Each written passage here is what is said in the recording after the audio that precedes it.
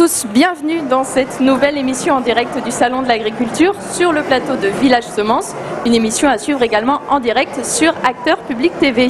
Dans cette émission, on va s'intéresser à l'artificialisation des sols, c'est-à-dire la transformation d'un sol naturel ou agricole par des actions d'aménagement ou comment protéger les terres agricoles face à l'urbanisation croissante. Pour répondre à cette question, j'ai le plaisir de recevoir Sébastien Richard. Bonjour. Bonjour. Vous êtes éleveur dans le Bas-Rhin, vous êtes également membre du conseil d'administration des jeunes agriculteurs et vous êtes aussi responsable du dossier sur le foncier agricole au sein des jeunes agriculteurs, on va en parler. Emmanuel Yest, bonjour. Bonjour. Alors vous êtes président de la Fédération nationale des SAFER, les sociétés d'aménagement foncier et d'établissement rural, des organismes placés sous la tutelle du ministère de l'Agriculture, entre autres, et répartis sur tout le territoire français, on va l'expliquer tout à l'heure. Mais d'abord, quel est le constat aujourd'hui? On sait qu'en termes d'artificialisation des sols, le pourcentage, le taux diffère un peu selon les modes de calcul, mais la tendance est bien réelle. L'urbanisation, l'imperméabilisation des sols augmente ces dernières années. Oui, tout à fait. Malgré toutes les installations, toutes les annonces qui ont pu être faites par les élus, par tout le monde, on continue à artificialiser en France plus de 55 000 hectares par an, ce qui veut dire en gros un département agricole tous les 6 ans. Il y a de temps en temps un débat sur un département tous les 10 ans, c'est un département global. Un département, ça fait 600 000 hectares, mais un département agricole, puisqu'il y a des terres agricoles, il y a des forêts, il y a de l'urbanisme sur un terrain d'un département.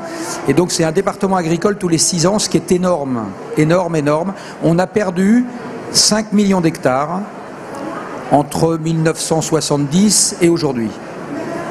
C'est un constat que vous partagez, Sébastien Richard, et est-ce que vous voyez les conséquences, vous, en tant qu'agriculteur ? Oui, effectivement, c'est un constat qu'on partage. Aujourd'hui, sur le territoire national, c'est vrai que c'est une vraie problématique parce qu'on assiste à de l'urbanisation. L'urbanisation, alors comme on le voit, on l'a dit avant, c'est un département tous les 7 ans, mais c'est pas un département qui se matérialise. C'est des petites tâches qui sont essaimées au niveau de l'ensemble du territoire, et ça pose une vraie problématique parce qu'il y a dans les territoires périurbains notamment, il y a une pression foncière qui est grandissante, donc les jeunes agriculteurs notamment se confrontent à la problématique d'accès au foncier. Donc des jeunes qui n'arrivent pas à accéder à du foncier parce qu'on leur dit là il y a des projets qui sont en cours, qui vont émerger, donc ces surfaces tu peux plus les exploiter, on peut pas te les mettre à disposition pour pouvoir les exploiter, donc voilà, c'est vraiment une difficulté parce que ça rajoute une difficulté économique au niveau des exploitations et notamment des jeunes qui ont besoin de surface pour pouvoir s'installer et rentrer dans le métier de l'agriculture. Ça a aussi des conséquences en termes d'appauvrissement de la biodiversité, en termes d'appauvrissement des sols également. Oui, effectivement, c'est vrai que l'artificialisation des sols, elle pose de nombreux problèmes au niveau de la perméabilité des sols, donc leur capacité à retenir de l'eau. Donc forcément, ça accentue les problématiques d'inondation, les problématiques de réchauffement aussi, parce que les sols qui sont imperméabilisés, ils retiennent mieux la chaleur qui rediffuse au niveau de la nuit. Quand on se promène en ville, on le voit souvent que dans les villes il fait beaucoup plus chaud que dans les campagnes. Donc c'est vrai que ça accentue tous ces phénomènes-là et forcément ça a une incidence sur la biodiversité également.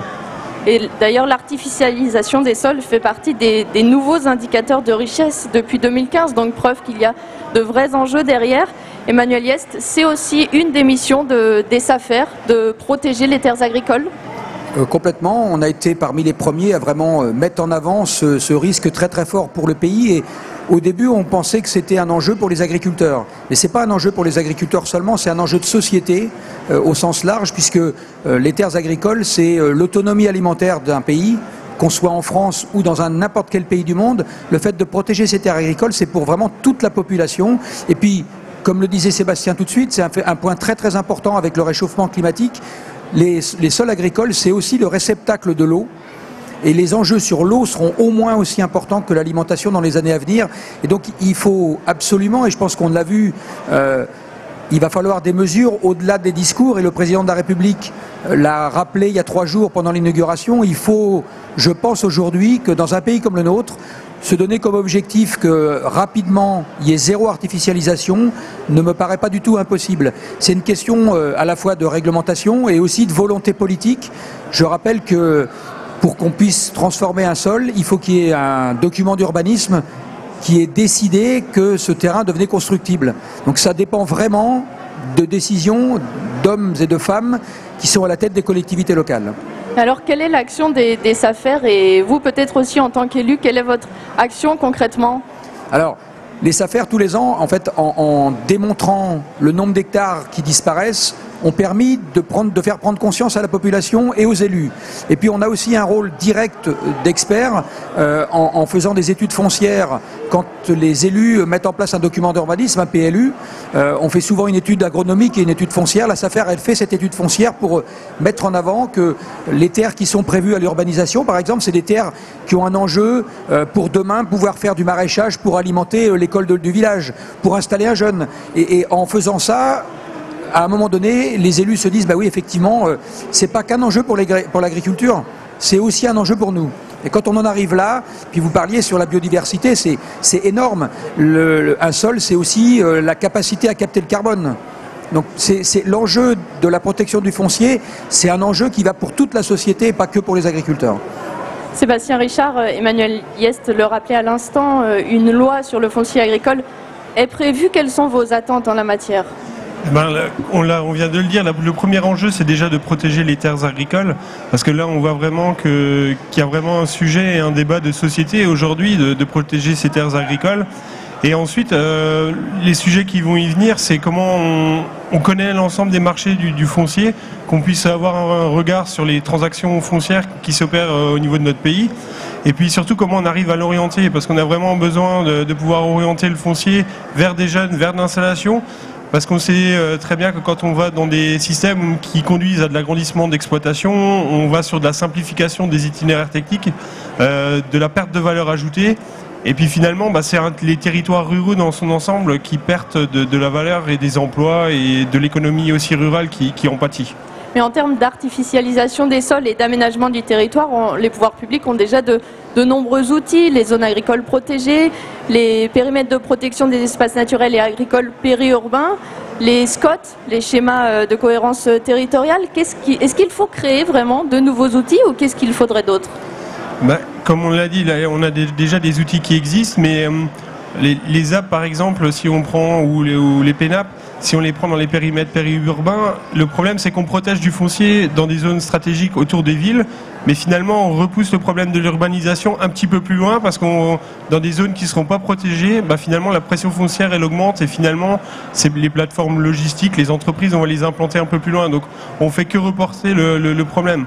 Et je crois qu'il y a vraiment un enjeu aujourd'hui, c'est de pouvoir protéger le foncier agricole de manière totale et de le mettre un peu sous une cloche, qu'on pourrait dire, et qu'on essaye de le préserver vraiment, le foncier, et qu'on ait,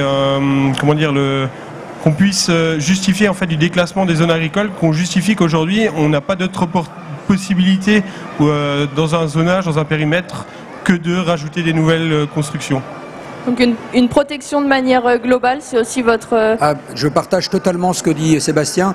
Je pense qu'on a protégé la forêt en France depuis plus de 50 ans, efficacement. Et il faut qu'on fasse exactement la même chose pour les terres agricoles, c'est-à-dire qu'on supprime tous les petits zonages et qu'on dise que par principe, la terre agricole, elle est protégée. Et qu'on inverse le paradigme, c'est-à-dire que quand on veut aller chercher du foncier agricole pour le transformer, faut passer à travers une commission qui donnera oui ou non un avis positif. Et là, je pense que réellement, on va arriver, on le voit, il y a des pays autour de nous qui se développent et qui malgré tout protègent leur foncier agricole. Ça veut dire qu'il faut qu'on soit aujourd'hui économe et qu'on arrête le gaspillage en disant le terrain agricole, il est protégé par définition. On peut prendre l'exemple sur nos voisins européens. Est-ce qu'il y a des solutions chez eux qu'on pourrait amener en France? Alors oui, souvent, je suis un peu gêné de prendre toujours l'exemple des Allemands, mais les Allemands qui ont quand même aujourd'hui un solde positif de leurs exportations, consomment déjà aujourd'hui moitié moins de foncier que nous et se sont donné comme objectif rapidement d'arriver à zéro artificialisation. Ça veut dire que développement et consommation de foncier, ça peut aller de pair.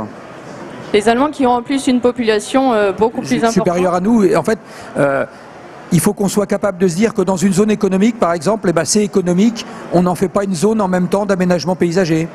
Il faut accepter que le champ agricole, il va juste au bord du bâtiment industriel. Vous voyez, c'est des choses qui économisent le foncier. Et puis, il faut aussi qu'on travaille sur l'urbanisation, qu'on est aujourd'hui des urbanistes qui, de nouveau, imaginent une densité de nos villes et nos villages supérieure à ce qu'on a aujourd'hui. Et ça ne veut pas dire qu'on construise des tours, ça veut dire qu'on construise mieux des maisons de ville, des choses comme ça qui permettent aux gens d'avoir moins de surface consommée et plutôt une meilleure qualité de vie.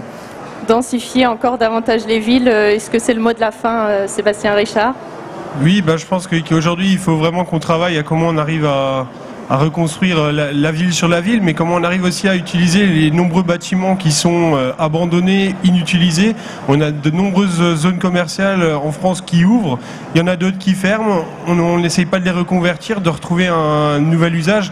Donc il faut aussi qu'on arrive à redynamiser ces ensembles-là pour qu'ils puissent être utilisés et puis éviter de consommer des nouvelles terres agricoles. Merci à tous les deux d'avoir été sur le plateau de Village Semences et sur Acteurs Publics TV. À bientôt. Merci. Merci.